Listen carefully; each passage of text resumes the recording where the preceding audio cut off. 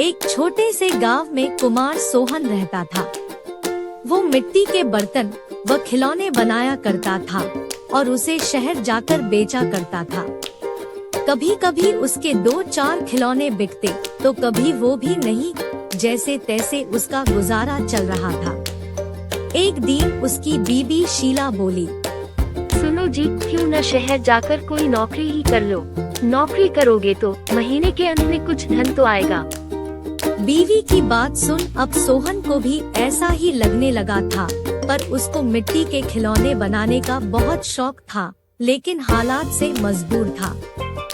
बात तो तुम सही कह रही हो, पर कैसे उस हुनर को छोड़ दूं, जिसका नमक हम लोग अब तक खाते आए हैं। मैं जानती हूँ आप बहुत मेहनत और लगन से खिलौने बनाते हो, पर बाजार में बिक्री ना होने से अब हमारा गुजारा नहीं होता। अब तो यह हालत हो गई है कि रसोई में अन्न का एक दाना भी नहीं बचा। ठीक है, मैं कल सुबह ही शहर जाकर कोई न कोई नौकरी तलाश करता हूँ। अगले दिन वो शहर के लिए रवाना हो गया और एक व्यापारी के पास वह नौकरी करने लगा। सोहन वहाँ नौकरी करता तो जरूर था, पर उसका मन अभी भी अपने चाक और मिट्टी के खिलौनों में ही रहता था। समय बीतता गया। एक दिन शहर में जहाँ वह काम करता था, उस मालिक के घर पर उसके बेटे निखिल का जन्मदिन था। सब महंगे महंगे तोहफे लेकर आए। सोहन ने सोचा, क्यों ना मैं मिट्टी का खिलौना बनाऊं और बच्चे के लिए लेकर जाऊं। वैसे भी हम गरीबों का तोहफा कौन देखता है। यह सोचकर वह मिट्टी का खिलौना बनाया और बनाकर जन्मदिन पर ले गया। जब दावत खत्म हुई तो निखिल की नजर उस मिट्टी के खिलौने पर पड़ी। उसे वो हाथ में उठा लिया और खुश होकर और भी बच्चों को दिखाने लगा।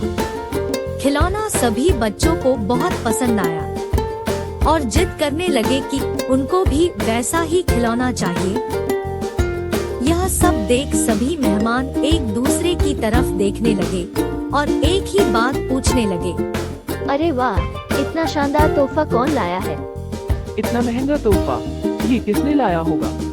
ये खिलौना तो शायद आपका नौकर सोहन लाया है। इतना सुनते ही सब हैरान हो गए। सभी एक दूसरे का चेहरा देखने लगे। तभी मालिक बोला, सोहन तो बहुत गरीब है, इतना महंगा खिलौना कहाँ से ला सकता है? हाँ, मैंने देखा है, ये खिलौना सोहन ही लाया है। ठीक है, सोहन को बुलाओ, उससे पूछो कि ये खिलौना वह कहाँ से खरीदा है। वहाँ सोहन आता है और सब उसी के तरफ देखते हैं। वह माहौल देखकर हैरान हो जाता है। मुझसे क्या गलती हुई, सब मुझे ही घूर रहे हैं।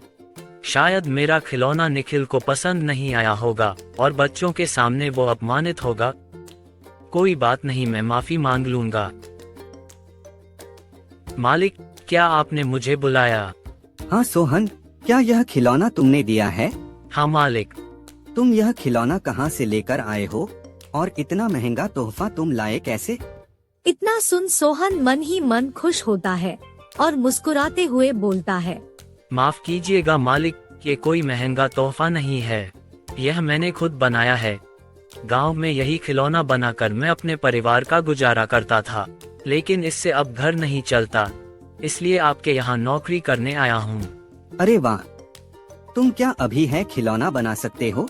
और सभी बच्चे को तुम्हारा खिलौना बहुत पसंद आया है, इन्हें भी ऐसा ही खिलौना चाहिए।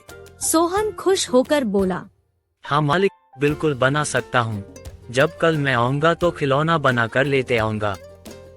अगले दिन सोहन ने शानदार रंग बिरंगे खिलौने बना कर दिए। यह देख मालिक ने सोचा, क्यों ना मैं खिलौने का भी व्यापार करूं। वह अपने बीवी से बोला, सुनीता, सोहन खिलौना बहुत अच्छा बनाता है, उसे खिलौना बनवाकर शहर में उसका भी व्यापार कर लें। उसे सोहन को उसके मनपसंद का काम भी मिल जाएगा और उससे अच्छी तनख्वाह भी मिल जाएगी, साथ ही साथ एक मोटी रकम हम भी कमा लेंगे। ये तो अच्छा विचार है जी। यह सोच मालिक ने सोहन को खिलौना बनाने के काम पर लगा दिया और बदले में हर महीने अच्छी खासी तनख्वाह देने लगा और रहने को घर भी दिया। यह सब पाकर सोहन और उसका परिवार बहुत खुश हो गया। और सोहन को उसके मनपसंद का काम भी मिल गया। दोनों हंसी खुशी रहने लगे।